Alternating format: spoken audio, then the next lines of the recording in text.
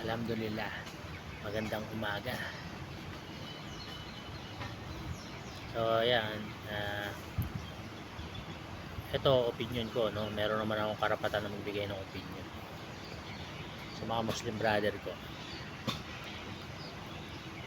Ah, meron kasi merong mga tao na hindi iniintindi yung mga bagay na pinagtatalunan natin dito.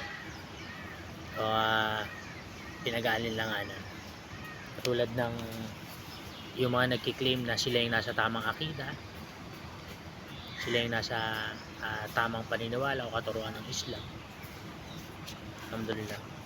Ako, wala naman akong karapatan na tanggapin nyo yung opinion ko, pero meron akong karapatan na magsalita o sabihin ko ano yung gusto ko sabihin, diba? Una sa lahat,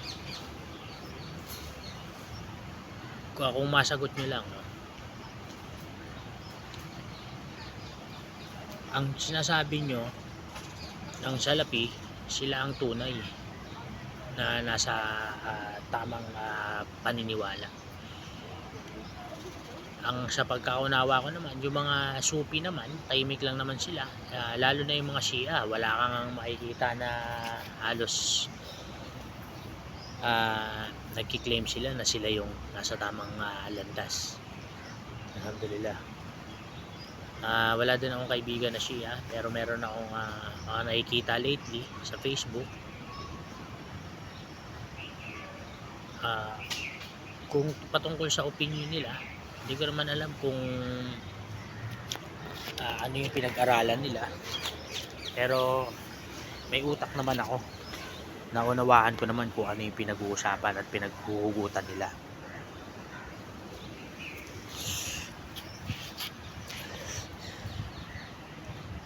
Meron nag-chat sa akin, pati yung pakikinig ko kay Mufti Meng, pinapakialaman niya na, pati yung akida ko pinapakialaman niya na. Kaya nagtanong ako sa kanya, ano ba akida ni Mufti Meng? At ano ba yung akida ko?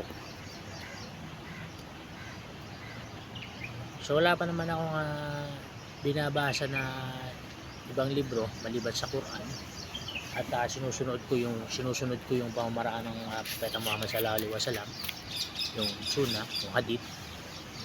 Alhamdulillah. Dapat kapag magsabi ka ng na ikaw ang nasa tamang akida at kiniklaim mo na yung ibang Muslim brother ay wala sa tamang akida, kailangan sabihin mo din kung ano yung ayaw mo sa kanila, diba? Kung ano yung hindi mo nagustuhan sa kanila para maapagpaliwanag sila.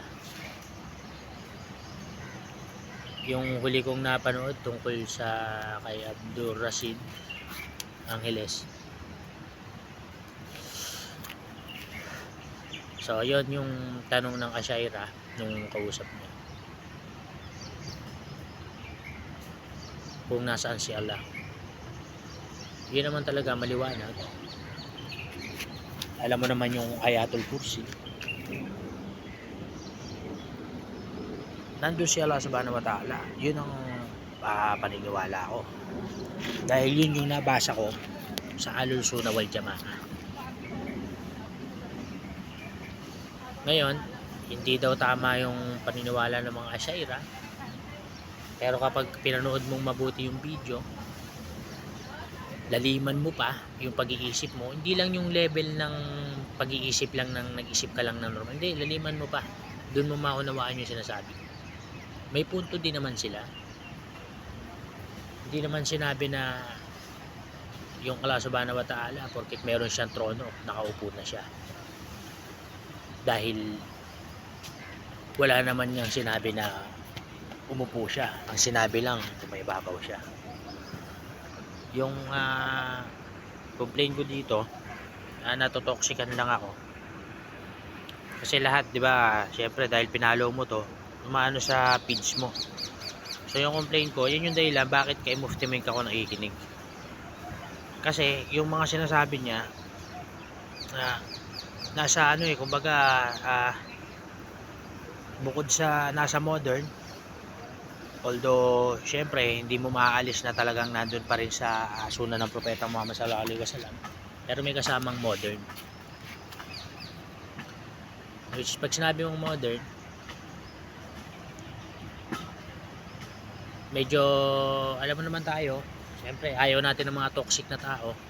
So yan, so sisimulan ko na yan, follow itong mga toxic na to. Ayun, shoutout sa mga malapit sa puso ko, ng mga supi. At meron pang may mga deep knowledge na tahimik lang naman sila. Actually, iba sa kanila, matatanda na. Makakasama ko din sa Al-Sunnah wal Jamaa na mga matatanda na, mga may edad na nung nag-aaral pa lang itong pinapanood ko, nung nagtuturo pa lang sila itong mga pinapanood ko. Alhamdulillah, nakikita ko na sila.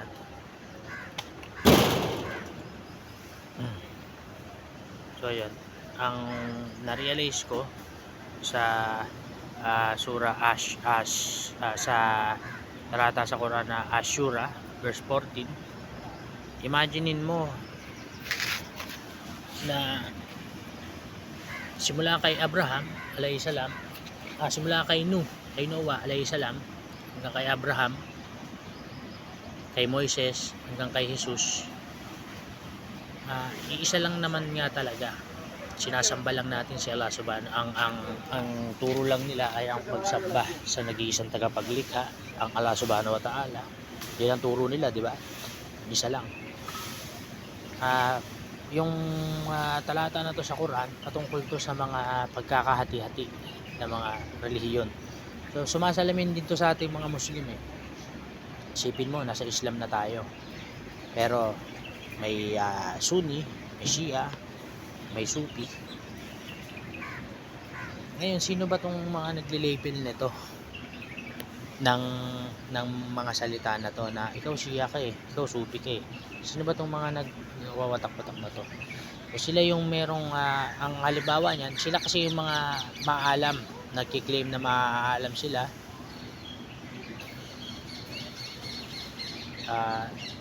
Kasi dahil sa knowledge nga dahil sa knowledge, pinagwatak-watak, divide nila yung tao. So yun. Pero yung reality, itong Sunni, Shia, Sufi, Muslim. Bakit sila naging Muslim? Dahil sinasamba nila si Allah subhanahu wa ta'ala. Ang religion nila Islam. Ganun lang kasimple. Ngayon, yan sinasabi ko, kung anong nakita mo dun sa isa na ayaw mo. Kasi ang pagkakaalam ko, ayaw nila dito sa Sufi, dahil yung Sufi kakaiba Ang pagkakaalam ko sa Sufi, kung sambahin nila si Allah subhanahu wa ta'ala higit sa average Muslim, higit sa normal. Higit sa normal. Isipin mo, yung pagmamahal nila kay Prophet Muhammad sallallahu alaihi wasallam, sobra sa normal. Kung ikaw Muslim ka, nagki-claim ka na mahal mo si Prophet Muhammad sallallahu alaihi wasallam, oo, mahal mo lang siya. Pero minahal mo ba siya ng maraming beses tulad ng ginagawa nitong mga Sufi? Hindi. Ngayon, sasabihin mo naman na itong mga Sufi naman, baka sumobra na yung pagmamahal nila, napunta na para naging Diyos na nila si Allah o Muhammadanism na.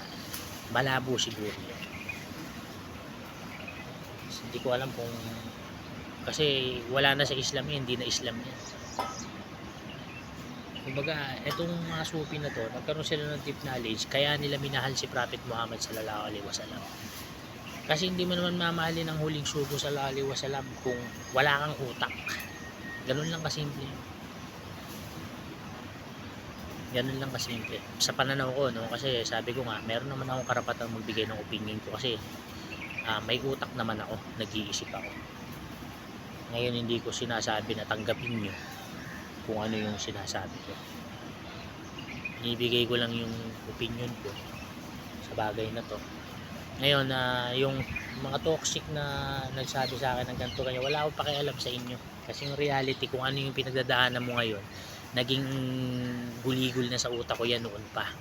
dinaanan ko na yan, wala na akong pakialam yan. Kaya nga sabi ko, basura na lang sa akin yan. Kung ikaw, ganyan ang ginagawa mo sa kapatid mong Muslim, dahil si ganto, si ganyan ka, o di ikaw na, sige, ikaw na yung magaling, wala na akong pakialam sa'yo. Yun ang reality. Minahal ko lang naman yung Muslim brother para sa ikalulugod ng Allah subhanahu wa ta'ala. Pero yung reality, hindi mo masisi yung mga katulad ko. Kasi bakit? Sino ka ba? Ano ka ba? Ano bang estado mo sa mundo?